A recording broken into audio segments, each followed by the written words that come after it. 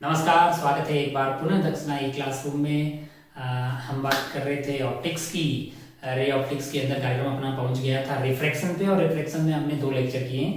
इसमें से पहला अपने रिफ्रैक्शन में देख चुके थे अपरेंट डेप्थ टाइप वाले सवाल, और दूसरे में अपन देख चुके हैं तो सेकंड वाले में हमने देखा था शिफ्ट ड्यू टू स्लैब, मतलब जो है रिफ्रैक्शन की 2 तरह की वैरायटी के सवाल अपन देख सकते हैं कि अपरेंट डेप्थ वाले सवाल अपन देख चुके हैं, और shift due to a slab, rectangular slab जो है उस पर पूरी पीएचडी हमने लास्ट वाले लेक्चर में की है। हमको पढ़ना चाहिए अब यहाँ पे आगे। एक छोटी सी बात करते हैं, principle of reversibility of light, यानी बुकलेट वगैरह में कहीं आपने देखा होगा 2 लाइन की बात है, तो मैं ऐसे ही मतलब बीच में कहीं है तो बता देता हूँ, लोग बोलेंगे भाई साहब पता या नहीं है ना। चलिए तो देख लेते हैं principle of reversibility of light. Principle of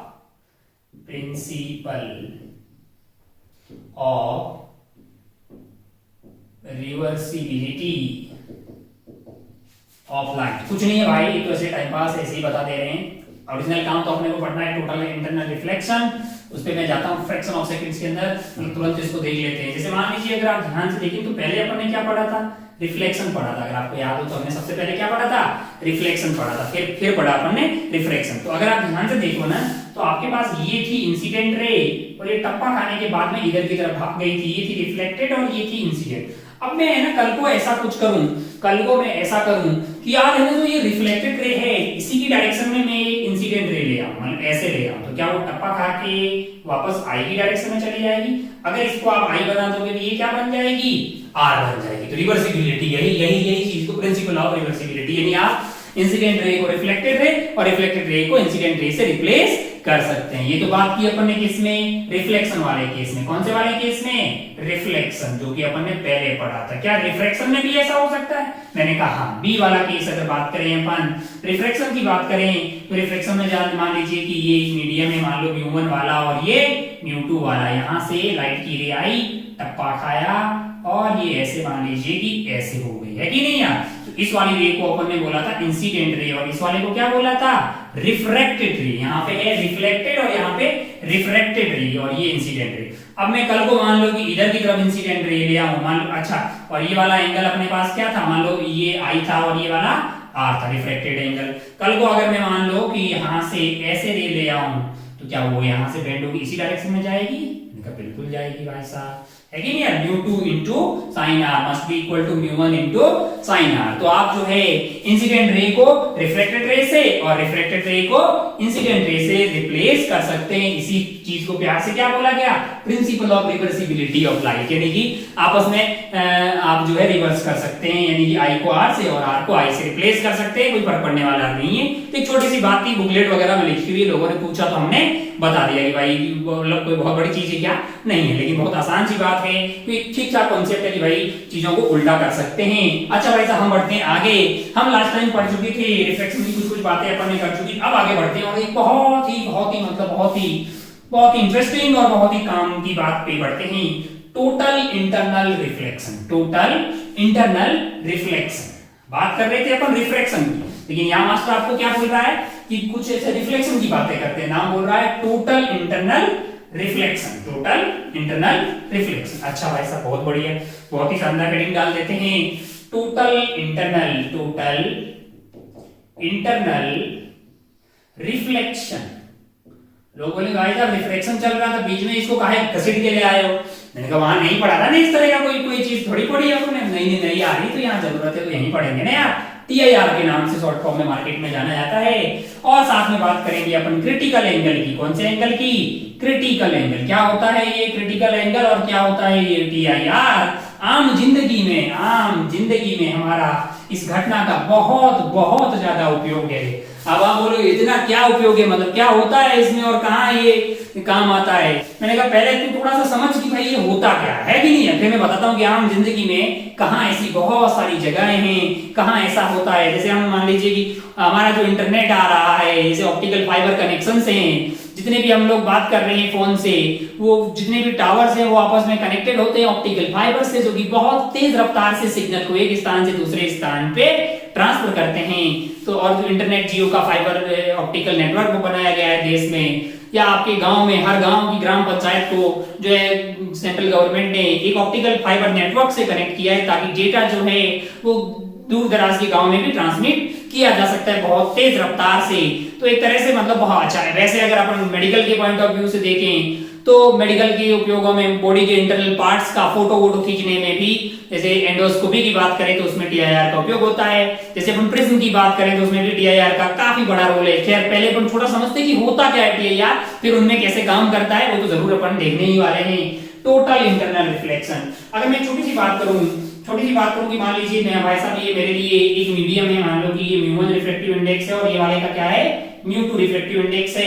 टिक टिक टिक टिक, और लाइट जो है मेरी यहां से प्रस्थान कर रही है इस वाले मीडियम में। मान लीजिए कि भाई साहब ये मेरे लिए I है और ये वाला क्या है R है। अच्छा मैंने एक दूर लेके गया हूं, इसका मतलब ये मेरे लिए है डेंसर मीडियम। कौन सा मीडियम है?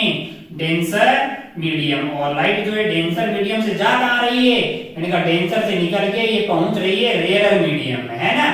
ये ऑप्टिकली रेयर है, मतलब इसका रिफ्रैक्टिव इंडेक्स कम है। मैं म्यू1 और म्यू2 की बजाय म्यू आर और म्यू डी और म्यू आर भी लिख सकता हूं। म्यू आर का मतलब रेयरर मीडियम और म्यू डी का मतलब रिफ्रैक्टिव इंडेक्स ऑफ डेंसर वाला मीडियम का। अच्छा भाई साहब बहुत बढ़िया, बहुत शानदार। लोग बोलेंगे इसमें कौन सी बड़ी बात हुई, वैसे भी दूर जाएगा, इसमें क्या है, मतलब नॉर्मल से दूर जाना ही चाहिए, जाना चाहिए ना भाई साहब। आपने यहाँ पे स्नेल्स लॉ लगाया, आपने बोल दिया कि यार mu denser into sine I is equal to आ जाएगा mu R into sine R. इसमें कोई गलत बात नहीं है, ये तो हम बहुत पहले से ही जानते हैं।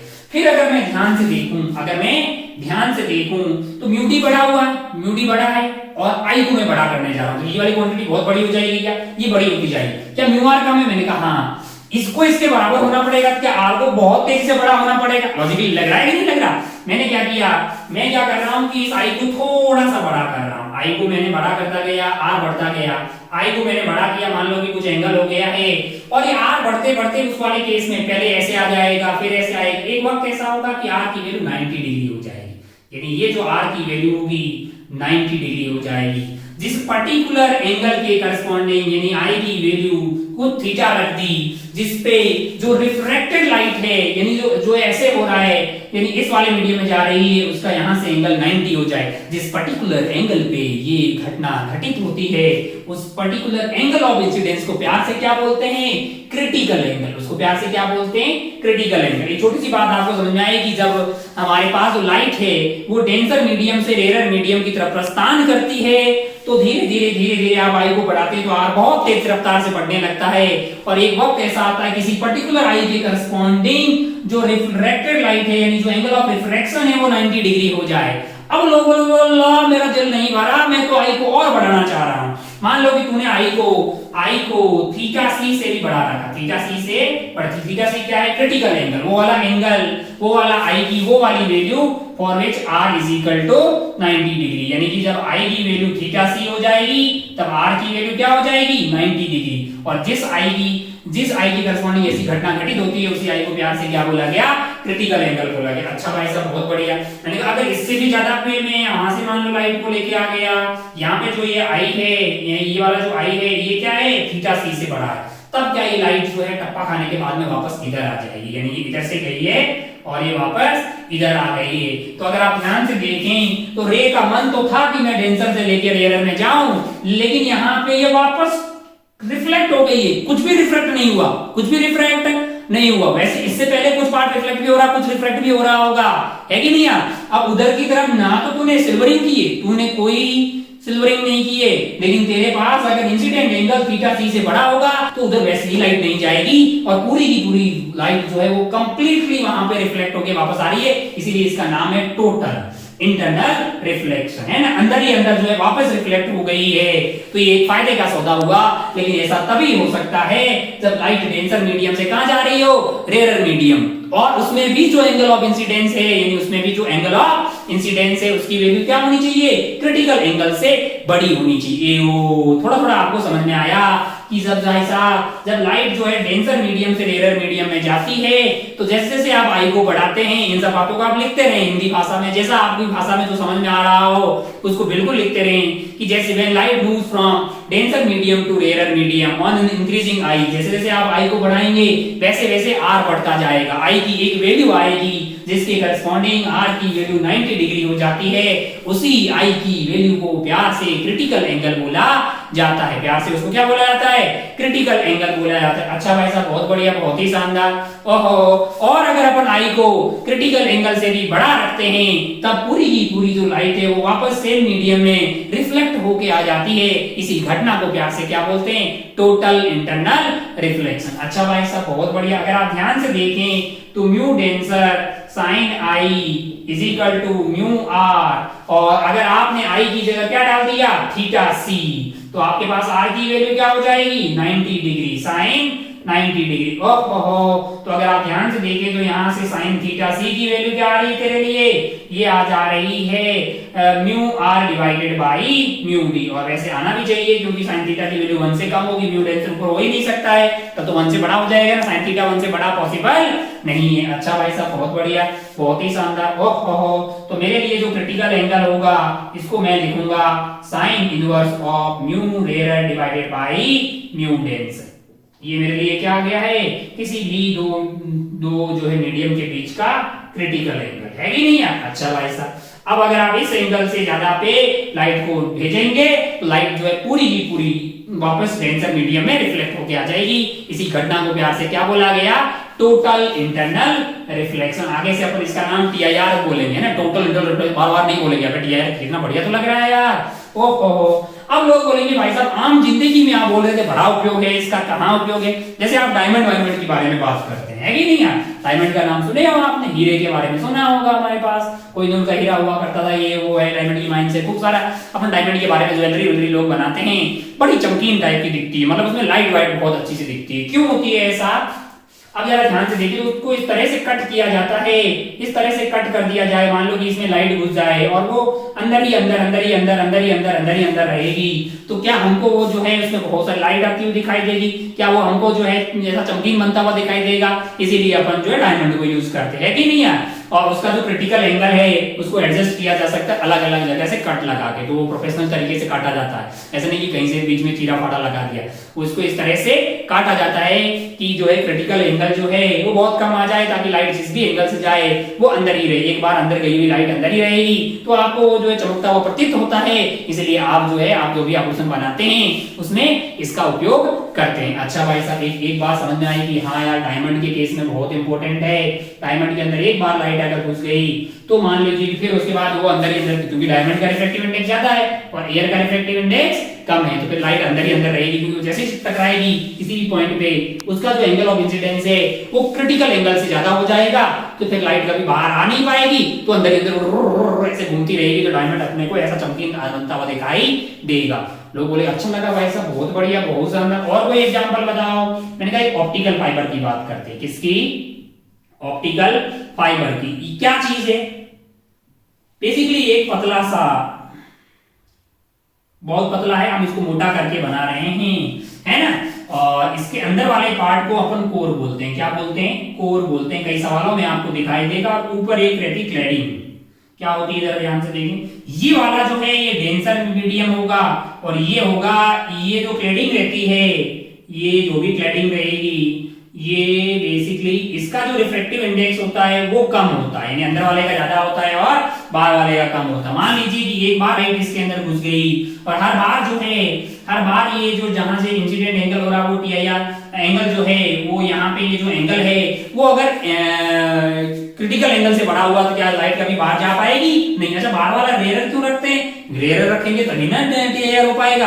अगर बाहर वाला डेंसर हो गया तो लाइट तो कट, लेकिन यार ये होगा कब? जब लाइट डेंसर से लेके रेयर की तरफ जा रही हो और इंसिडेंट एंगल जो है वो थीटा सी से बड़ा हो, है कि नहीं यार? ओहो, टिक टिक टिक टिक टिक टिक टिक टिक टिक, तो क्या ऐसे चलती रहेगी? तो क्या एक लाइट का सिग्नल जो है वो यहाँ से यहाँ तक जा सकता है? मैंने कहा हाँ, और बहुत सारे ऐसे सिग्नल होंगे जो लाइट के साथ ऊपर इंपोज करेंगे, मतलब बहुत सारी टेक्नोलॉजी होती है उसमें। तो इस तरह से हम सिग्नल को एक जगह से दूसरे जगह पे बहुत तेज रफ्तार से चला सकते हैं। आप जानते हैं कि वैक्यूम के अंदर लाइट की रफ्तार होती है 3 × 10⁸ मीटर पर सेकेंड, और कोई मीडियम होगा तो डिवाइडेड बाय म्यू कर दीजिए, है कि नहीं यार। तो बहुत तेज रफ्तार से सिग्नल को भेजा जा सकता है। जैसे हम बात करते हैं, फोन पे बात करते हैं ना, हम और आप जो भी फोन यूज करते हैं, क्या वो सैटेलाइट पे काम करता है? मैंने कहा नहीं, उसके लिए सैटेलाइट की कतई जरूरत नहीं है। वो टावर से लेकर टावर के बीच में कम्युनिकेशन होता है। जैसे मैं यहाँ पे फोन से कुछ भी नंबर डायल कर रहा हूँ, है ना, आप भी अपने दोस्त लोगों के नंबर डायल करते हैं, तो इसकी जो इसका जो ट्रांसमीटर होता है, इसका जो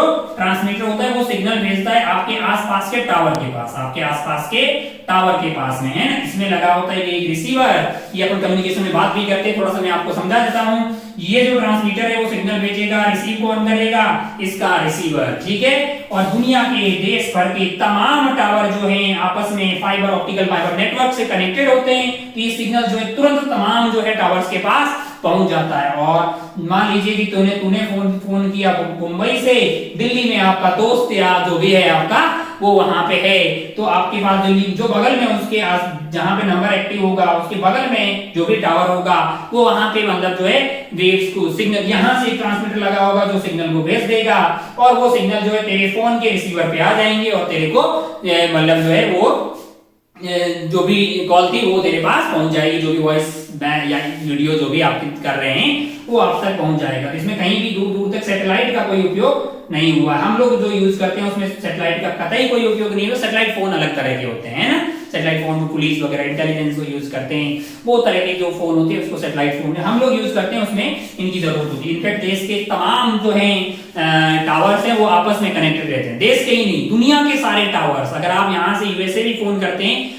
तो वो भी एक ऑप्टिकल फाइबर नेटवर्क के थ्रू ही सिग्नल जाता है। हाँ भाई, समंदर के अंदर भी है कि नहीं यार, है ना। तो ऐसा होता है, आप चेक भी कर सकते हैं इंटरनेट पे जाके। सैटेलाइट कम्युनिकेशन अलग तरह का होता है।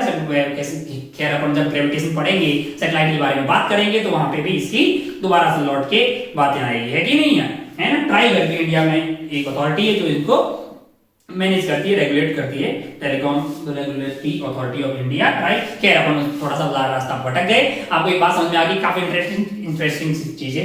अच्छा, क्या इसका कोई मेडिकल उपयोग भी है? मैंने अच्छा, ऑप्टिकल फाइबर के बारे में और अगर आपको ज्ञान लेना है तो आप एचसी वर्मा में इसके बारे में पढ़ सकते हैं, ठीक है। मैंने आपको मोटा मोटा आइडिया दे दिया है, बहुत बढ़िया, बहुत शानदार। अब अगर अपन ध्यान से देखें और कहीं उपयोग होता है, मैंने कहा एंडोस्कोपी जानते हो?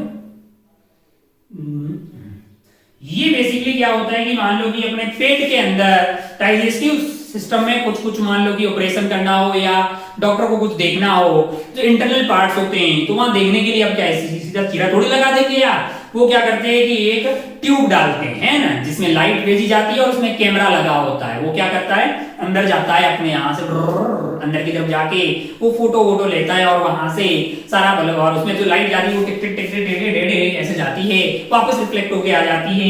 इस तरह का नेटवर्क रहता है। जब वो वापस आ जाएगी तो उससे जो इमेज बनेगी उस कैमरा, इस पूरे सेटअप से हम जो है अंदर के पार्ट्स की इमेज को कैप्चर कर सकते हैं। फिर डॉक्टर साहब जो है अपने हिसाब से उसका आगे क्या डिसीजन लेना है, क्या मेडिसिन देनी है, क्या ऑपरेशन करना है, वो डिसाइड कर पाते हैं। तो इनमें भी इसका यूज होता है। बहुत सारे इंस्ट्रूमेंट ऐसे होते हैं जहां पे टीआईआर का उपयोग हमारी आम जिंदगी में होता है। तो ये तो बातें हुई आम जिंदगी में कहां पे इसका उपयोग है। चलिए बढ़ते हैं हम यहाँ तक। हमारे लिए जो सवालों की बात करें तो हमें ये समझ में आ गया कि भाई साहब, जब भी लाइट जो है डेंसर मीडियम से रेयर मीडियम की तरफ प्रस्थान करती है तो जो है जैसे जैसे आप आई बढ़ाते हैं आर बढ़ता जाता है। एक आई की वैल्यू ऐसी आती है जहां पे आर की वैल्यू 90 डिग्री हो जाती है। जहां आर की वैल्यू क्या हो जाती है, 90 डिग्री हो जाती है। जिस पर्टिकुलर आई के करस्पॉन्डिंग आर की वैल्यू 90 डिग्री होती है उसी आई को प्यार से क्रिटिकल एंगल बोला जाता है। और अगर आप आई की वैल्यू को क्रिटिकल एंगल से बढ़ा रखेंगे तो पूरी की पूरी लाइट वापस रिफ्लेक्ट होके इसी मीडियम में आ जाती है, इसी मीडियम यानी सेम मीडियम में आ जाती है। इसी घटना को प्यार से टोटल इंटरनल रिफ्लेक्शन बोला जाता है। अच्छा भाई साहब, बहुत बढ़िया, बहुत शानदार। और हमारी प्रैक्टिकल जिंदगी में हमने डायमंड की बात की, हमने ऑप्टिकल फाइबर के बारे में बात की, हमने एंडोस्कोपी के बारे में बात की। एंडोस्कोप बेसिकली एंडोस्कोपी उस ऑपरेशन का नाम है, एंडोस्कोप उस इंस्ट्रूमेंट का नाम होता है जो पेट के अंदर डाला जाता है अंदर के पार्ट्स को देखने के लिए। अच्छा भाई साहब, बहुत बढ़िया, बहुत ही शानदार। आगे बढ़ते हैं, छोटी छोटी बातें और करते हैं, है ना। हमने काफी अच्छा लगा कि भाई टीआईआर होता क्या है, समझ में आया अपने को।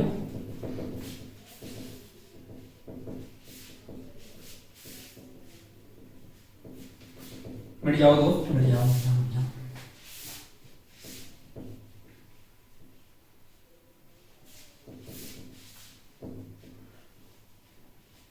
बोर्ड को क्या दिक्कत है?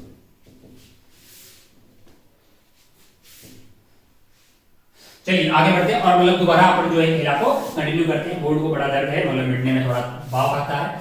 T I R and theta c critical angle के बारे में बात कर चुके थे, टी आई आर के बारे में भी अपन बात कर चुके थे, है कि नहीं यार। चलिए भाई साहब आगे बढ़ते हैं और थोड़ा सा ज्ञान और लेते हैं। हमारे पास जो लाइट है वो डेंसर मीडियम से यानी म्यू डी से चली थी और कहां पहुंच गई है, यहां पे पहुंच रही थी पहले, है कि नहीं यार। टिक टिक टिक टिक टिक टिक टिक टिक, ये है म्यू रेयर और ये है अपना आई। अगर कोई तुमसे पूछे कि डेल्टा बताइए, क्या बताइए, एंगल ऑफ डेविएशन, तो तुम पहले क्या बताओगे, डेल्टा की वैल्यू। यही हुआ ना यार डेल्टा तेरे लिए, है कि नहीं यार। For I less than theta C, तब तो भाई साहब टी आर नहीं होगा, तब तो लाइट उधर भाग के जाएगी, है कि नहीं यार। तो तेरे लिए जो डेल्टा आ जाएगा, डेल्टा की वैल्यू क्या हो जाएगी, ये आई है और ये वाला एंगल जो पूरा होगा वो आर हो जाएगा। हमको तो लगता है कि डेल्टा की वैल्यू होगी आर माइनस आई, क्या बोलते हो, है कि नहीं यार। अरे भाई साहब, हाँ भाई, अरे यार। और अगर यहां ध्यान से देखें, जैसे आई की वैल्यू होगी मान लो थीटा सी, जैसे आई की वैल्यू हो जाएगी थीटा सी, तो आपके पास जो आर है उसकी वैल्यू क्या हो जाएगी, 90 डिग्री, है कि नहीं यार। अच्छा भाई साहब बहुत बढ़िया।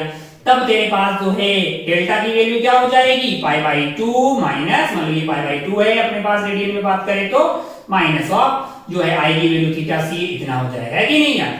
अच्छा मान लीजिए कि आई की value 0 for i is equal to 0, i is equal to 0 होगा, आर की वैल्यू भी क्या हो जाएगी 0, तो डेल्टा की वैल्यू क्या होगी 0। मतलब यहां तक जो खेला था अपने पास, यहां पे क्या हो रहा था, रिफ्रैक्शन। लेकिन अगर मैं यहां पे बात करूं कि for I greater than theta C, I greater than theta C, theta C से बड़े आई के लिए अब क्या होगा। अब आप ध्यान से देखें तो यहां पे क्या हुआ है, इधर से लाइट गई टिचुक और वापस लौट के इधर आ गई है। तो अगर आप ध्यान से देखें तो ये आपके पास आई है, ये आपका पास आई है। अगर आपको याद हो तो डेल्टा की वैल्यू यहाँ पे क्या आ जाएगी, पाई माइनस 2i, आपको याद है ना। अच्छा भाई साहब बहुत बढ़िया, बहुत ही शानदार। तो इस वाले केस में आपके पास जो है पाई माइनस 2i है और आई की वैल्यू कहां से स्टार्ट होगी, इस वाले केस में आई जस्ट ग्रेटर देन क्या हो जाएगा, थीटा सी, है कि नहीं यार। आई मान लीजिए थीटा सी रख दूं मैं, फॉर आई को थीटा सी अगर मैं रख लूं, हालांकि थीटा सी नहीं होगा, थीटा सी थोड़ा सा बड़ा होगा, है कि नहीं यार। लेकिन अगर मैं आई को थीटा सी रख दूं तो यहां से डेल्टा मेरे लिए क्या आ जाएगा, pi minus twice of theta C. लेकिन ये होगा नहीं, है कि नहीं यार, क्योंकि आई थीटा सी से नहीं होगा, थीटा सी से थोड़ा सा बड़ा होगा, है कि नहीं यार। मतलब थीटा सी मान लो अगर 30 डिग्री है तो आपके पास जो आई की वैल्यू आई वो 30.0000000 खूब अनंत जीरो के बाद में एक 1 लगा दे उतने के बाद में। अच्छा भाई साहब बहुत बढ़िया, बहुत शानदार, ओहो बहुत शानदार। लोग बोलेंगे ये सब कर क्यों रहे हो भाई, करना। अच्छा आई की मैक्सिमम वैल्यू क्या हो सकती है, मैंने कहा आई की वैल्यू जो है वो 90 डिग्री हो सकती है, पाई बाई 2 हो सकती है ना।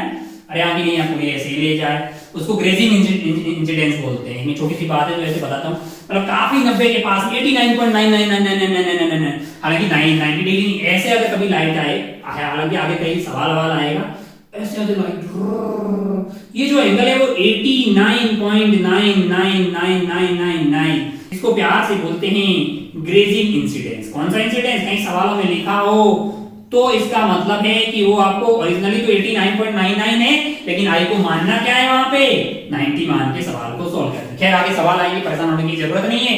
कहीं ना कहीं ग्रेजिंग इंसिडेंस का मतलब हुआ अगर आई की वैल्यू पाई बाई 2 हो जाए तो डेल्टा की वैल्यू क्या हो जाएगी उस वाले केस में, pi minus 2 into pi by 2, यानी आंसर आ जाएगा 0। यानी कि अगर आप एग्जैक्ट 90 रखोगे तो 89.99 में भी ऐसे जाएगी, लेकिन अगर आप 90 रख दोगे तो सीधी कट लेगी, है कि नहीं यार। सीधी कट लेगी तो कोई डिवीजन होगा ही नहीं, तो आंसर क्या आ जाएगा 0। लोग बोलेंगे टाइम पास क्यों किया है, कि मैं हम इस टाइम पास इसलिए कि हम चाहते हैं कि हमें ग्राफ बना ले, क्या बना ले, ग्राफ बना ले, क्योंकि ग्राफ बनाने में मजा आएगा। मतलब ग्राफ बनाएंगे, ओहो आओ भाई साहब डेल्टा वर्सेस किसका ग्राफ बनाते हैं, डेल्टा यानी deviation versus angle of incidence, deviation versus angle of incidence का ग्राफ बनाते हैं। अच्छा भाई साहब आई की वैल्यू 0 थी, जब आई की वैल्यू 0 थी तो आर की वैल्यू 0 थी और डेल्टा की वैल्यू क्या थी 0। इसका मतलब कर्व जो है वो 0 से स्टार्ट होना चाहिए, बढ़ते बढ़ते कहीं थीटा सी तक गया होगा आई, तब तक क्या फॉलो हुआ होगा, तब तक आपके लिए अच्छा इस यहां से लेके यहां तक आपके पास जो डेल्टा आया था वो आपके पास, अगर मैं यहाँ पे बना दूं, दोबारा बना लेते हैं, वहां पे मिटा लिया है, तो अगर आप ध्यान से देखें तो ये ऐसे कट लिया था कि नहीं लिया। अच्छा ऐसे कर लिया तो ये वाला एंगल आर हो गया और ये वाला क्या था आई। अगर आपको याद हो तो डेल्टा की वैल्यू क्या आई थी आपके लिए, आर माइनस आई। आई थी कि नहीं आई थी यार? ओहो। और क्या मैं ऐसा बोल सकता हूं कि ये म्यू रेयर हो गया, म्यू डेंसर हो गया, और ये क्या हो गया है, म्यू रेयर। तो mu denser sine I is equal to mu denser sine r. ये क्या लिख रहे हैं भाई साहब, कोई बहुत तगड़ी चीज नहीं लिख रहे हैं, स्नेल्स लॉ लगा रहे हैं। ये बातें इससे पहले की है, क्रिटिकल एंगल या उससे पहले की है, तब तो ये सब लग ही रहा होगा, रिफ्लेक्शन हो रहा है, तो कोई बहुत टफ चीज बता ही नहीं रहा तेरे को। ओहो, mu denser sine I is equal to mu d sine r. अच्छा भाई साहब बहुत बढ़िया, बहुत ही शानदार। तो क्या यहाँ से मैं साइन आर को, आर की वैल्यू को लिख रहा हूं मैं थोड़ा सा स्पेस का में, तो अगर मैं इधर की तरफ ले आऊं तो ये जो है साइन इनवर्स ऑफ, देखना जरा, साइन इनवर्स ऑफ म्यू, ये मतलब भाई ये रेयर है, ये रेयर है, तो mu denser divided by mu rare into sine I. आएगा कि नहीं आएगा यार? ये आर आ गया। तो बोलो ये क्यों निकाल रहे हैं? मैंने कहा मेरे लिए डेल्टा है क्या, आर माइनस आई है। डेल्टा मेरे लिए क्या है, आर माइनस आई है, और आर की वैल्यू तो ये आ गई, मतलब delta is equal to sine inverse of mu denser divided by mu rare sine I, ये तो आर हो गया माइनस आई। तो क्या डेल्टा फंक्शन ऑफ आई मिल गया? मैंने कहा बहुत बढ़िया। ये कब वैलिड होगा लल्ला? मैंने कहा इसके ये तब होगा जब आई लेस देन इक्वल टू क्या हो, थीटा सी, तब तो ये वैलिड होगा, तब तो ये वैलिड होगा। लोग बोले इससे बड़ा हो गया, तो मैंने कहा फिर तेरे पास डेल्टा की वैल्यू हो जाएगी, यानी ये है पहले थीटा सी से कम हो, और उसके बाद डेल्टा की वैल्यू क्या हो जाएगी अपने लिए, मतलब ये रहा, तो I greater than theta C, delta की वैल्यू जो है वो pi minus 2i, pi minus 2i for I greater than theta C, है कि नहीं यार, greater than equal to pi by 2, है कि नहीं, 90 डिग्री मैक्सिमम हो जाए। अच्छा भाई साहब बहुत बढ़िया, बहुत ही शानदार, मतलब आपके पास जो है दोनों आ गए। अब आपको ग्राफ बनाना है। ग्राफ बनाएंगे तो जब आई की वैल्यू 0 से लेके थीटा सी तक जाएगी तब ये ग्राफ आएगा। तो लो ये ग्राफ तो ना स्ट्रेट लाइन है, ना पैराबोला है, ना एलिप्स है, ना हाइपरबोला है, बहुत उगला टाइप का दिखाई दे रहा होगा, जब लग रहा होगा भाई ये सब क्या है, मतलब ये तो काफी टफ चीज है कि नहीं यार। तो इसका भी ग्राफ बनाया जा सकता है, आप कंप्यूटर में डालें तो ग्राफ बिल्कुल बन के आएगा। इसका जब ग्राफ बना जब ऐसा कुछ आता है, ये पैराबोला नहीं है, बहुत उगला सा है, जो भी है ऐसा कुछ आएगा, है कि नहीं यार। अब और आई की वैल्यू जब ये 0 होगा तो ये 0 आ जाएगा, और आई की वैल्यू जब थीटा सी हो जाए, आई की वैल्यू जब थीटा सी हो जाए, आई की वैल्यू जब थीटा सी होगा तो डेल्टा की वैल्यू क्या हो जाएगी, पाई बाई 2 माइनस थीटा सी, यानी कि ये वाली जो वैल्यू होगी हमारे पास डेल्टा की, ये आ जाएगी pi by 2 minus theta C. Theta C क्या है, क्रिटिकल एंगल। अच्छा भाई साहब बहुत बढ़िया, बहुत शानदार। आई की वैल्यू जस्ट थीटा सी से थोड़ी सी बड़ी हो, थोड़ी सी बड़ी हो तो क्या ये शुरू हो जाएगा, मैंने कहा क्या आएगा, पाई माइनस 2 थीटा सी, जस्ट थीटा सी पे, और थीटा सी के बाद में ये हो। अब अगर आप ध्यान से देखें तो पाई माइनस 2 थीटा से यहाँ का ही हो जाएगा टिट्टे, तो यहाँ पे मैं बना रहा हूँ पाई माइनस 2 थीटा सी, और फिर ये जो है अगर आप देखें तो ये कैसी रेखा आ रही है, एक लाइन आ रही है कि नहीं आ रही, और आपके पास आप देखेंगे तो जो इंटरसेप्ट है वो पॉजिटिव आ रहा है और स्लोप नेगेटिव आ रहा है, तो ये रेखा ऐसी कुछ आ जाएगी यहाँ तक, और यहाँ जब आई की वैल्यू 90 डिग्री हो जाएगी तो डेल्टा की वैल्यू क्या हो जाएगी, 0, तो ये ऐसा आता हो। अब आप ध्यान से देखिए तो ये पॉइंट इसमें इंक्लूड है, यहाँ पे इंक्लूड नहीं है, इसका मतलब यहाँ पे खाली है ना, ये समझ गए ना कि थीटा सी जो है वो इस वाले कर्व का पार्ट है, थीटा सी 0.0001 होगा ना, वहां पे कर्व यहाँ से स्टार्ट हो जाएगा। भाई साहब ये समझ में आया ना कि ये पॉइंट जो है वो इंक्लूडेड नहीं है इस वाले पार्ट पे, लेकिन हाँ अगर आपने थीटा सी प्लस समथिंग यहाँ पे रखा तो ये कर्व हो जाएगा। अच्छा भाई साहब बहुत बढ़िया, बहुत ही शानदार, लोगों को लगा बैठा है सही चीज है, ये तो ग्राफ बना दिया। तो इसके लिए ऐसा क्यों आया बे, इसका आता है इसका बनाने पे आता है, परेशान होने की कोई जरूरत नहीं है कि नहीं यार। तो सही होता है, कैसे वेरीफाई कर सकते हैं, बहुत सारी ऐसी वेबसाइट है जहां पे आप वेबसाइट ये इसको डालोगे तो मैथमेटिकली बना के बता भी सकता है, हमें इसकी कतई जरूरत नहीं है, हमको पता है कि साइन इनवर्स के अंदर रायता आ रहा है तो बिल्कुल ऐसा ही करवाना चाहिए। अच्छा भाई साहब बहुत बढ़िया, बाकी straight line ellipse hyperbola parabola होता तो तुरंत बना लेते हैं, है कि नहीं यार। अच्छा भाई साहब बहुत बढ़िया, लोग बोलेंगे ये सब पढ़ा, इससे क्या फायदा है। अब आप सवालों का सिलसिला शुरू करते हैं, है कि नहीं यार, डेविएशन का आइडिया हो गया अपने को, अच्छा लगा। मान लो कल को तुमको कोई सवाल पूछे, मान लो एक सवाल बोलते हैं, आगे बढ़ते हैं और सवालों का सिलसिला शुरू करते हैं। मिट जाओ भाई ताकि हम सवाल फैला पाए। मान लो कि कोई तुमसे पूछे, क्या पूछे, कोई तुमसे पूछे कि हाँ, कोई तुमसे पूछे सवाल, ये पहला एग्जाम्पल बना लेते हैं। मान लो कि हमारे पास एक लाइट है क्योंकि डेंसर मीडियम से यानी √2 वाले से कहाँ जा रही है, म्यू इज इक्वल टू 1 वाले पे जा रही है, और एंगल ऑफ इंसिडेंस तेरे को दे दिया, मान लो सवाल में दिया हुआ आई है, ठीक है, और इंफॉर्मेशन दी है कि डेल्टा जो है वो 15 डिग्री है। डेल्टा क्या है? 15 डिग्री। अच्छा भाई साहब, बहुत बढ़िया, बहुत ही शानदार।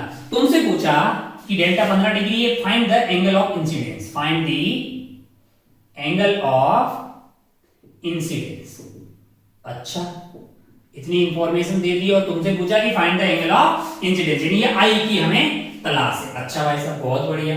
ओहो, आप इसको पॉज कर दीजिए वीडियो को और इसके सॉल्यूशन को निकाल, मतलब इसके आंसर को निकालने की कोशिश कीजिएगा भाई साहब, है कि नहीं यार? अच्छा देखो देखो देखो देखो करो, हम लोग बात करते हैं फिर सॉल्यूशन पे बात करते हैं। तो हमने पहले सोचा यार कि लाइट जा रही है डेंसर से रेयर में, तो पहले क्रिटिकल एंगल ही पता कर लेते हैं। मैंने क्रिटिकल एंगल पता करने की कोशिश की, तो मैंने लिखा भाई साहब कि sin theta c is equal to mu rarer 1/√2। तुरंत पता लग गया कि थीटा c की वैल्यू है 45 डिग्री, है कि नहीं यार? अगर i की वैल्यू 45 डिग्री से कम हुई तो बाहर की तरफ जाएगा और ज्यादा हुई तो अंदर की तरफ आएगा। क्या दोनों ही केस में 15 हो सकता है? हमको पता नहीं है। आओ चेक करते हैं, आओ चेक करते हैं। पहला केस ले लेते हैं, केस 1। केस 1 में मैं ऐसा बोल रहा हूं कि भाई साहब लाइट जो है रिफ्रैक्शन हो गया, यानी ये वाला केस ले लेते हैं।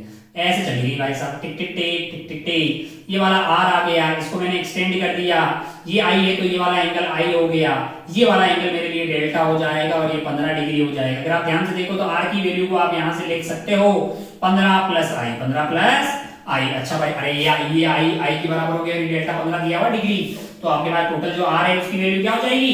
15 प्लस i। हाँ अच्छा भाई साहब, अगर आप ध्यान से देखें तो आपके पास जो r आया है वो 15 प्लस i हो गया, और बाकी आप क्या कर सकते हैं, आपको तो i की तलाश है, तो क्या यूज कर सकते हैं यहाँ पे आराम से अपन यूज कर सकते हैं स्नेल्स लॉ, यानी कि √2 sin i, √2 sin i must be equal to 1 into sin r, 1 into sin r, और r की वैल्यू है 15 प्लस i। हमको करना है इसको सॉल्व, तो यहाँ पे लिखा हुआ √2 sin i और यहाँ पे आ जाएगा sin 15 प्लस i। क्या इसमें आप sin a प्लस b का फॉर्मूला यूज कर पाएंगे? sin a प्लस b का फॉर्मूला यूज कर सकते हैं आप आराम से, हमको i की तलाश है। अच्छा एक चीज और करें, अगर आप ध्यान से सोचें ना तो i की वैल्यू आपको तुरंत दिख जाएगी। मैं अगर i की वैल्यू 30 डिग्री बोलूं, देख सोच के देख, अगर 30 डिग्री होगा तो ये हो जाएगा 1/2 और ये कट के 1/√2 आ जाएगा, और 30 प्लस 15 हो जाएगा 45, और sin 45 होता है 1/√2। तुरंत मेरे को पता लग गया कि i is equal to 30 degree जो है बेसिकली मेरा एक सॉल्यूशन होगा। क्या i इज इक्वल 30 डिग्री हो सकता है? कहा क्या मैंने ये माना था कि ये बाहर की तरफ जाएगा? मैंने कहा सही बात माना है, तुमने सही माना है, क्योंकि तेरे पास थीटा c 45 डिग्री है और यहाँ पे खेला हो रहा है 30 डिग्री के करस्पॉन्डिंग, तो बिल्कुल सही बात, 30 डिग्री के लिए तो बाहर जाएगी इसे। क्या ऐसा हो सकता है दूसरा कि इसकी रिफ्लेक्शन हो जाए? क्या हो जाए? रिफ्लेक्शन हो जाए, मतलब i की वैल्यू थीटा c से बड़ी हो जाए।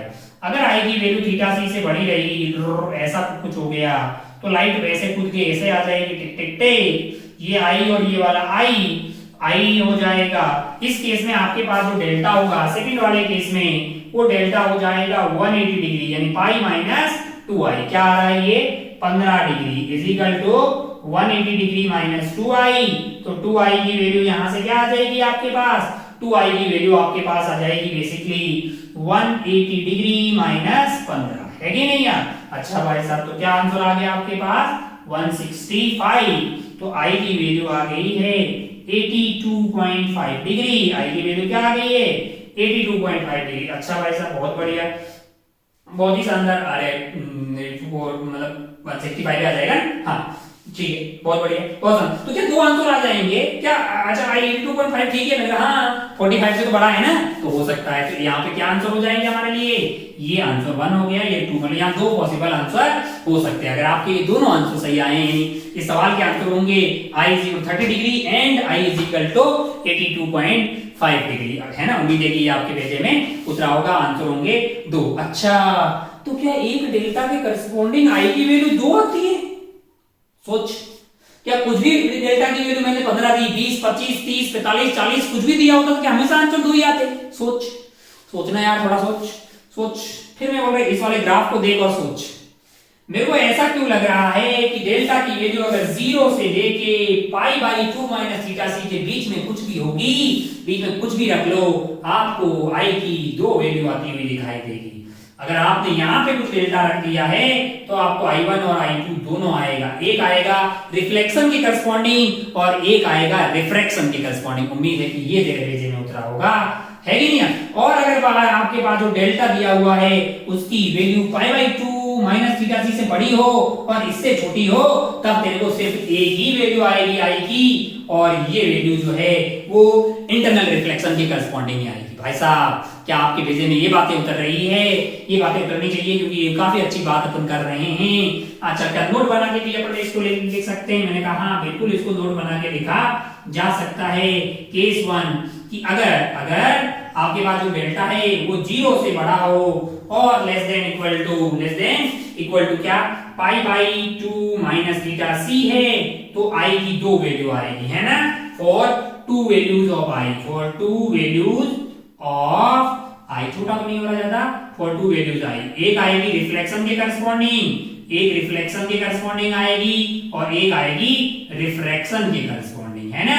यहाँ पे जो i आएगा वो थीटा सी से कम होगा और यहाँ पे जो i आएगा वो थीटा सी से बड़ा होगा। अच्छा भाई साहब, और अगर दूसरा वाला पॉइंट, अगर ऐसा हो यदि जो डेल्टा है उसकी वैल्यू π/2 माइनस थीटा सी, यानी इस वाली वैल्यू से बड़ा हो और less than equal to π-2 theta C हो, तब आपको जो है वन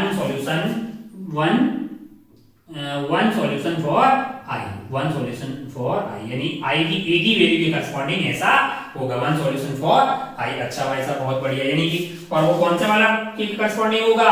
वो रिफ्लेक्शन के करस्पॉन्डिंग होगा। अच्छा भाई साहब, बहुत रिफ्लेक्शन नहीं हो पाएगा उस वाले केस में, क्योंकि यहां से यहां तक सारी बातें जो हो रही है वो रिफ्लेक्शन के लिए ही हो रही है, TIR होने लग गया है। अच्छा लगा आपको?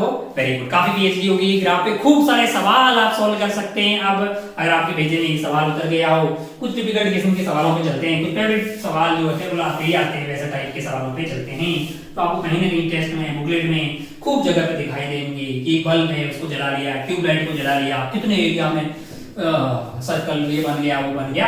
तो आप वैसे किस्म के सवाल अपन देखते हैं, है ना। चलिए, मेरा दिल भी कितना पागल, बढ़िया यार,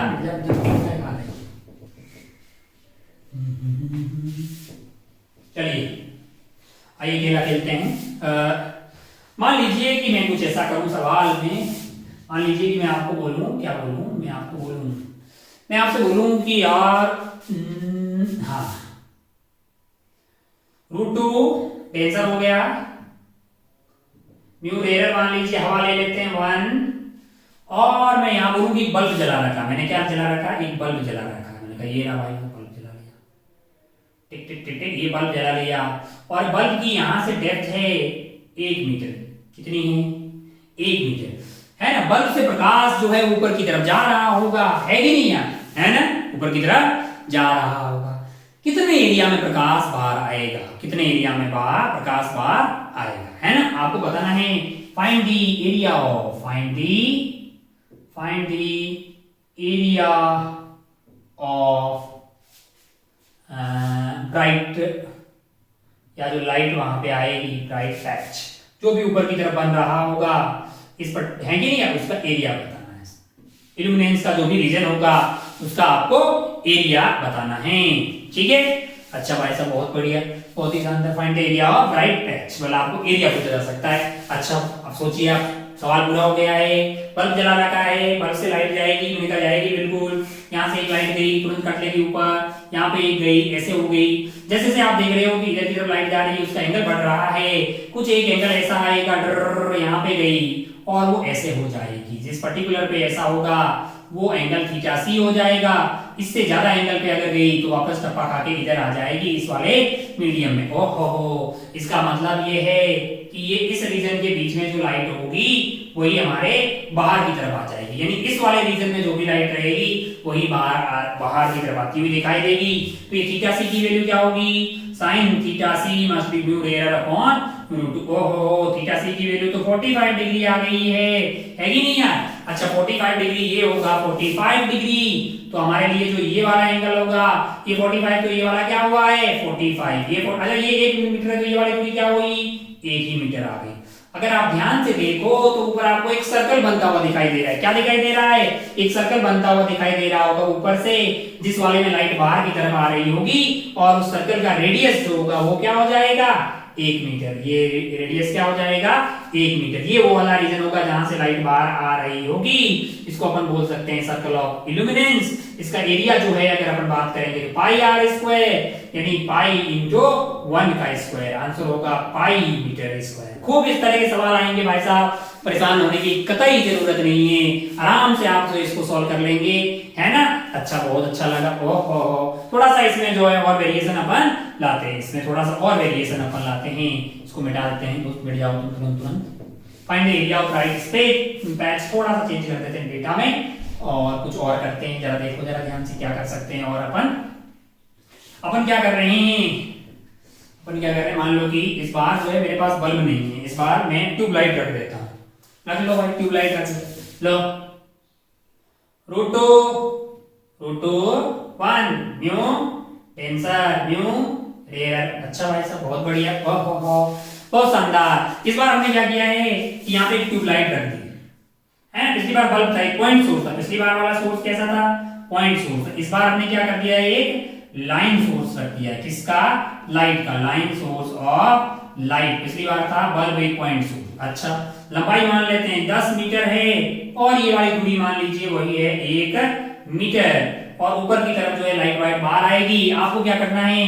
find the area of bright patch, यानी जहां से लाइट बाहर आ रही होगी, जितने एरिया पे लाइट आ रही होगी उतना एरिया आपको पता करना है। अच्छा, सोचिए, खुद से करिए। अपने से करने की मतलब बहुत अच्छा लगता है जब अपन अपने से करते हैं। यहाँ पे ट्यूबलाइट जला रखी है 10 मीटर लंबी, और उसकी लाइट जो है वो बाहर की तरफ जा रही है। आपको पूछा कितने एरिया में वो लाइट जो है बाहर आ रही होगी, है कि नहीं यार? वो एरिया पता कर, सोच के देख, पॉज कर और तू अपने से इसका सॉल्यूशन निकाल, और उसके बाद देखना स्टार्ट कर कि इस लाइट के, इस यानी इस ट्यूबलाइट के हर एक बिंदु को क्या मैं एक पॉइंट सोर्स मान सकता हूं?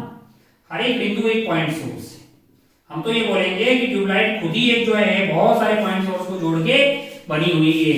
अगर ये पॉइंट सोर्स की बात करें तो यहां से जो लाइट जाएगी वो अगर आपको याद हो तो ये थीटा सी के करस्पॉन्डिंग जाएगी। यानी ये वाला जो एंगल है हमारे लिए, ये वाला एंगल क्या हो पाएगा इस पर्टिकुलर केस में? थीटा सी कितना आएगा? sin theta c is equal to 1/√2, यानी थीटा सी की वैल्यू आ गई है 45 डिग्री। यानी यहाँ पे 45 डिग्री तक लाइट जाएगी, उससे इधर जाने वाली, उससे ज्यादा पे जो जाएगी वो बाहर नहीं जा पाएगी। सिमिलरली अगर अपन ऐसा यहाँ पे भी बात करें तो लाइट ऐसे जाएगी और ऐसे कट लेगी। ये वाला एंगल क्या होगा? 45 डिग्री, है कि नहीं? उससे ज्यादा एंगल पे बाहर जाने वाली नहीं। अच्छा भाई साहब, बहुत बढ़िया। अगर आप इसके टॉप व्यू को थोड़ा सा विजुलाइज करें, मैं आपके टॉप व्यू बना रहा हूँ, ऊपर से देखने पे कैसा लगेगा? हमको लगता है कि ऊपर से देखने पे हर एक पॉइंट का एक सर्कल बनता हुआ दिखाई दे। जैसे मान लीजिए कि ये ट्यूबलाइट है, ऐसी ट्यूबलाइट है, मुझे ना क्या प्राप्त होगा पता है? ऊपर से देखूंगा ना, इसका एक सर्कल आता हुआ दिखाई देगा, फिर ऐसे खूब सर्कल आएंगे, टिक टिक टिक टिक टिक टिक टिक टिक टिक टिक, है ना? ऐसे खूब सारे सर्कल होंगे। लास्ट पॉइंट होगा उसका एक सर्कल यहाँ हो गया, ऐसा बनता हुआ दिखाई देगा, है कि नहीं? इतने बहुत सारे इनफाइनाइट पॉइंट होंगे, इनफाइनाइट सर्कल होंगे। अगर मैं इनको ज्वाइन कर लूं तो मेरे लिए इस तरह का कुछ ग्राउंड टाइप का बनता हुआ दिखाई दे रहा है। अगर आप ध्यान से देखो तो मैं इसको अगर आप और अच्छे से बनाऊं, मेरे लिए जो ऊपर का एरिया बन जाएगा वो कुछ इस तरह का बनता हुआ दिखाई दे रहा है। सोच के देख, यहां से यहां तक ट्यूबलाइट थी, कहां से कहां तक? यहां से लेके यहां तक। लंबाई क्या थी उसकी? 10 मीटर। तो इसकी भी लंबाई यहां से यहां तक क्या आ जाएगी? 10 मीटर। और ये रेडियस क्या आ जाएगा? ये रेडियस आ जाएगा 1 मीटर। अरे अभी तो तुमने सॉल्व किया ना, 45 होगा। ये अगर 1 मीटर है तो ये वाली दूरी भी क्या होगी? 1 मीटर। अरे ये अगर 1 मीटर है तो इसको भी 1 मीटर होना पड़ेगा यहां से यहां तक। वो ऐसा सर्कल बन रहा है, ऐसे खूब सारे जलेबी की तरह ऐसे सर्कल बनाए हुए हैं, है कि नहीं यार? अच्छा, अब जब कोई बोले एरिया बताओ तो बोलेगा बे ये एक, तो ये भी एक हो गया, तो ये रेक्टेंगल प्लस हाफ सर्कल बन गया सर्कल।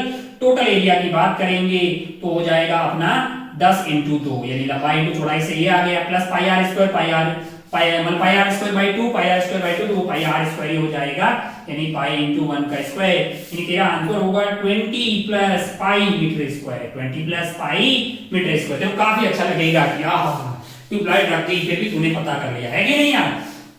कल को कुछ और कर लिया तो देख जरा, एक और टाइम पास कर लेते। मान लो कि यहाँ पे जो ट्यूबलाइट है वो ट्यूबलाइट जो है वो स्ट्रेट ना होके सर्कुलर कर देते हैं। तो बोले तेरी आत्मा की शांति के लिए ट्यूबलाइट को सर्कुलर भी कर सकते हैं। देख जरा, मान लो कि ट्यूबलाइट जो है स्ट्रेट लाइन नहीं होती, सर्कुलर होती तो क्या होता? सोच के देख, खुद ही बना और सोच के देख कि भाई यहाँ पे जो ट्यूबलाइट है डेटा सारा सेम रखते हैं, है ना? जो ट्यूबलाइट है उसको ऊपर ने क्या कर दिया है, सर्कुलर कर दिया। ये ऐसा mu denser is equal to root two mu rarer is equal to 1, और यहाँ जो ट्यूबलाइट रखी है मान लीजिए कि इसको मैंने क्या कर दिया है, एक सर्कुलर ट्यूबलाइट रखी। सोच के देखिए क्या होगा, सर्कुलर ट्यूबलाइट। ठीक है, आपसे क्या पूछा, वही पूछा, find the area of bright space. अब आप सवाल तो समझ रहे हैं कि जब आप ऊपर से देखेंगे तो उतने एरिया में से लाइट बाहर आती हुई दिखाई देगी, और उसके आसपास क्यों नहीं आएगी? क्योंकि उसके आसपास वाले एरिया पे जो लाइट गिर रही होगी डेंसर से रेयर में जब जा रही होगी तो इंसिडेंट एंगल क्रिटिकल एंगल से बड़ा है, इसलिए वो वापस टोटल इंटरनल रिफ्लेक्शन करके वापस गई होगी, बाहर की तरफ आई नहीं होगी, है ना? अच्छा भाई साहब, अगर आपके पास ये सर्कुलर ट्यूबलाइट होगी तो इसका हर एक बिंदु जो है वो यहाँ पे क्या बना रहा होगा, एक सर्कल बना रहा होगा। सोच के देख, टॉप व्यू सोच के देख एक बार की ऊपर से कैसा लग रहा होगा। आप में ट्राई कर खुद से कि यार टॉप व्यू कैसा दिखना चाहिए। हमको तो लगता है कि अगर मैं ऊपर से ऐसा देखूं मान लो तो मुझे क्या दिखाई देगा, अगर मैं ऐसे देखूं तो ट्यूबलाइट ऐसी होगी, है कि नहीं यार, है ना? थोड़ा छोटा बना लिया, बड़ा बना सकते हैं अपन इसको। अगर मैं ऊपर से देखूं, टॉप व्यू की बात करूं मैं, तो ट्यूबलाइट मेरे को, अगर मैं ट्यूबलाइट की बात करूं तो ट्यूबलाइट ऐसा दिखाई देगा गोल, और ट्यूबलाइट के हर एक बिंदु के कारण बाहर की तरफ एक सर्कुलर रीजन बनता हुआ दिखाई देगा, यानी ऐसे ऐसे ऐसे इस तरह से लाइट आपको बाहर आती हुई दिखाई देगी। टिक टिक टिक टिक टिक टिक टिक टिक टिक डेडे डेडे डेडे डेडे डेडे।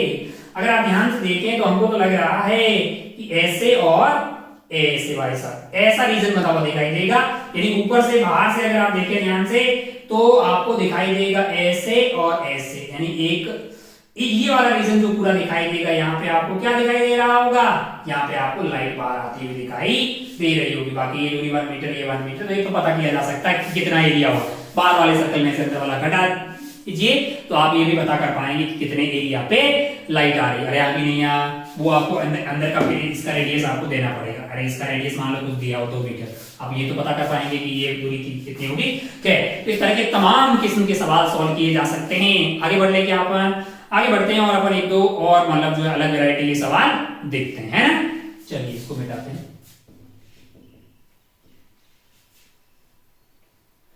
मान लीजिए कि कोई आपसे पूछे, मान लीजिए कि कोई आपसे एक और सवाल पूछते हैं, बढ़िया, हाँ इस तरह का आइटम ले लेते हैं मान लो अपन, ठीक है? ये एयर मान लिया अपन ने, और ये मान लो कोई रिफ्रैक्टिव इंडेक्स म्यू ये हो गया, है ना? एयर का म्यू कितना हो जाएगा? इधर से लाइट आ रही है, ठीक है? और मान लो ये वाला एंगल क्या है, फाई है। इसको बोल दिया मैंने पी क्यू आर। तुमसे कोई सवाल पूछे कि find the range of phi, so that find the range of phi, find the range of phi, ये वाला angle, so that there is, so that light always shows TIR at QR surface, QR surface पे हमेशा TIR show करे। QR surface पे, यानी ये QR surface जो है ना, इस पे हमेशा जो है वो TIR शो करे, ऐसा आपको बोला है। फाई की रेंज निकालनी है, सोच के देख, कर ले अपना अच्छे से, इजी सवाल है। रेंज ऑफ फाई निकालनी है तो लाइट ऐसे गई, यहाँ टकराएगी। अच्छा ये तो I0 R0 सीधी चली जाएगी, है ना?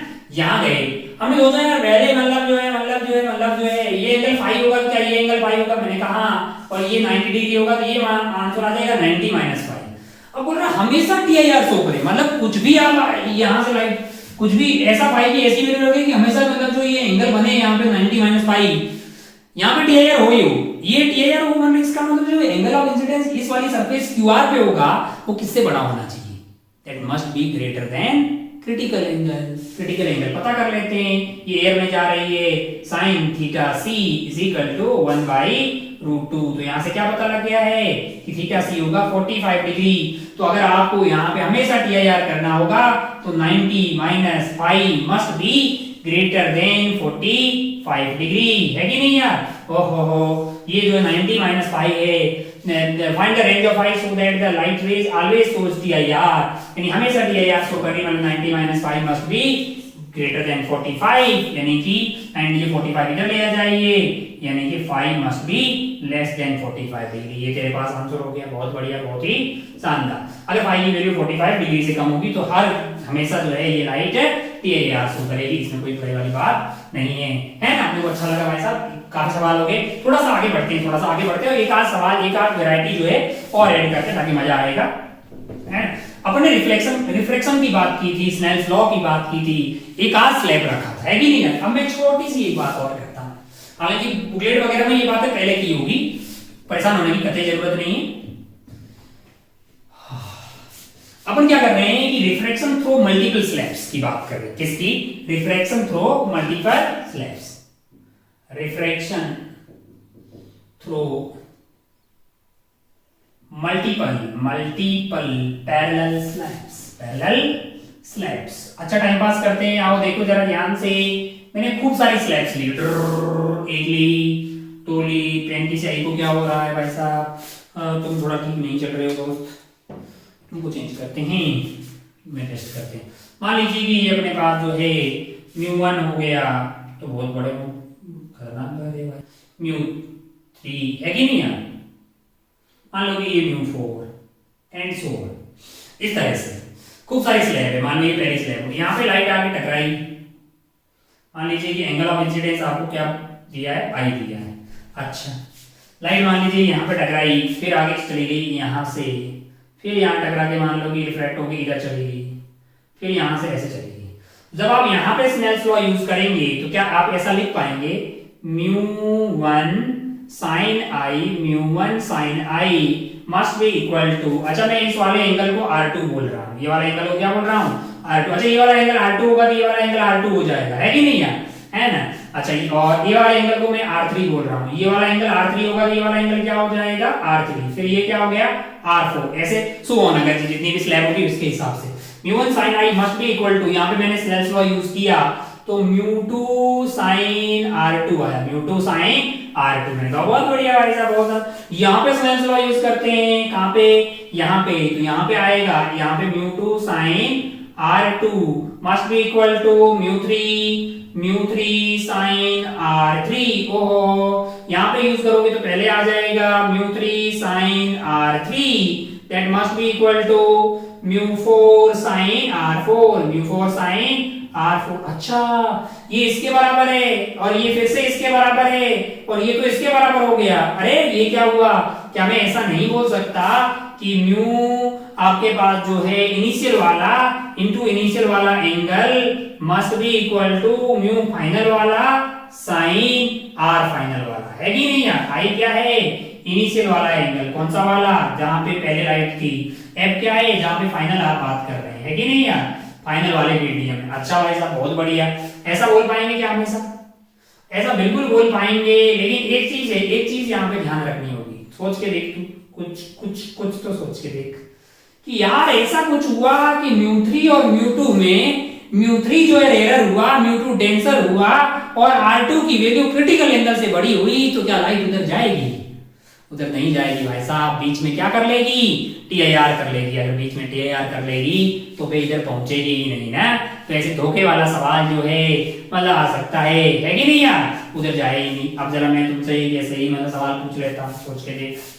एक एम्स में आया हुआ सवाल पूछ लेते हैं इसी बात पे। एक मिनट, ये समझ आ गया क्या? बहुत बढ़िया। कोई टफ चीज थी क्या? नहीं थी। एक सवाल अपन देखना चाह रहे हैं।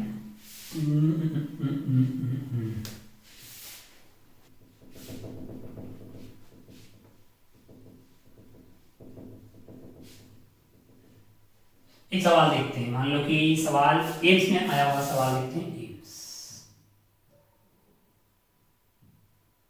क्या है सवाल, जरा देखिए। सवाल आपसे बोल रहा है कि लाइट है जो यहां से आ रही है, 2 3 रख देते हैं, 1 2 3 4 ये हो जाएगा। यहाँ पे मान लीजिए कि ये आई पे आ रही है और एंगल आपको दिया है 45 डिग्री, और रिफ्रैक्टिव इंडेक्स को मान लो कि अपन ने कर दिया 2 1 1.2 और ऊपर वाले को कर लो मान लो √2 कर दिया। हाँ, इसको मैंने क्या कर दिया √2 कर दिया। ठीक है, तो लाइट यहाँ से आएगी, यहाँ जाएगी, यहाँ जाएगी, यहाँ जाएगी, है कि नहीं यार। तुमको इनिशियल वाला एंगल दिया, इनिशियल वाला रिफ्रैक्टिव इंडेक्स दिया है ना, वेरी गुड। तुमको फाइनल वाला क्या है कि ये वाला मेरे लिए फाइनल है, तो फाइनल वाले का रिफ्रैक्टिव इंडेक्स दिया हुआ है, और तुम तो जानते ही हो कि mu i sine I is equal to mu final sine जो भी है उधर वाला, आर फाइनल मतलब जो भी है आपके उस वाले मीडियम का अंदर वाला एंगल जो है कि नहीं यार। अच्छा, तुमसे बोले कि फाइंड दी एंगल इन √2 वाला मीडियम, √2 वाला √2 वाले मीडियम पे एंगल क्या होगा, यानी वो आर फाइनल तुमसे पूछ रहा है। तू घड़ी की रफ्तार से पता देगा ना, तुरंत पता कर। तूने बोला कि यार म्यू1 कितना दिया हुआ, इनिशियल तेरे को दिया हुआ है 2 into sine 45 degree must be equal to बाद वाला है √2 इंटू साइन आर फाइनल, है कि नहीं यार।